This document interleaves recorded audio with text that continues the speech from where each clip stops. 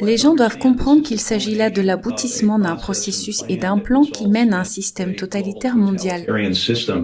Les banques centrales ne sont pas capitalistes. Elles ont financé tous les régimes totalitaires. Elles ont été présentes dans tous les camps lors de toutes les guerres. Leur pouvoir se renforce à travers les conflits armés. J'ai retrouvé ici un livre ayant appartenu à mon grand-père, Road to Serfdom, écrit par Frédéric Hayek. L'exemplaire a été imprimé en 1944. Il l'a donc écrit vers la fin de la Seconde Guerre mondiale. Il disait que nous gagnerions cette guerre, mais que les personnes qui contrôlaient la Grande-Bretagne étaient essentiellement les mêmes d'un point de vue philosophique que les nationaux-socialistes, les nazis. Les Fabiens ont vu le jour au début des années 1900, voire à la fin du 19e siècle. Ce sont des totalitaires. Leur symbole est le loup déguisé en agneau. Leur philosophie est que lorsque le moment est venu, ils doivent frapper de toute leur force. Sinon, l'occasion sera perdue. Et c'est là où nous en sommes aujourd'hui. La London School of Economics, qui semble assez conventionnelle, est fabienne. Les personnes comme Gordon Brown, qui était ministre des Finances pendant la crise financière, ou Tony Blair, ils sont fabiens.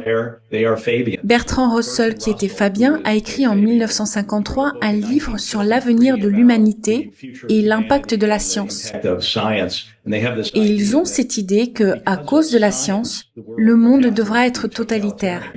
Ce qu'il soutient dans ce livre, c'est que si nous ne voulons pas avoir une guerre mondiale, nous devons avoir un gouvernement totalitaire. Mais nous aurons besoin de quelque chose d'aussi menaçant que la guerre.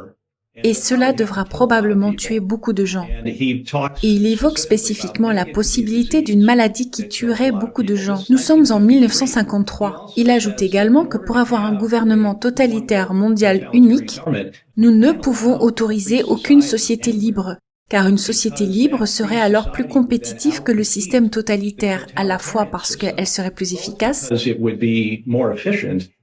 mais aussi parce que les gens se battraient pour leur liberté dans ce système. L'objectif est donc un contrôle totalitaire complet. Cette philosophie est à l'œuvre depuis longtemps. Nous n'aurons aucune liberté individuelle. Parallèlement à cela, il existe une tendance à réduire la population qui figure dans leurs documents de planification depuis des décennies.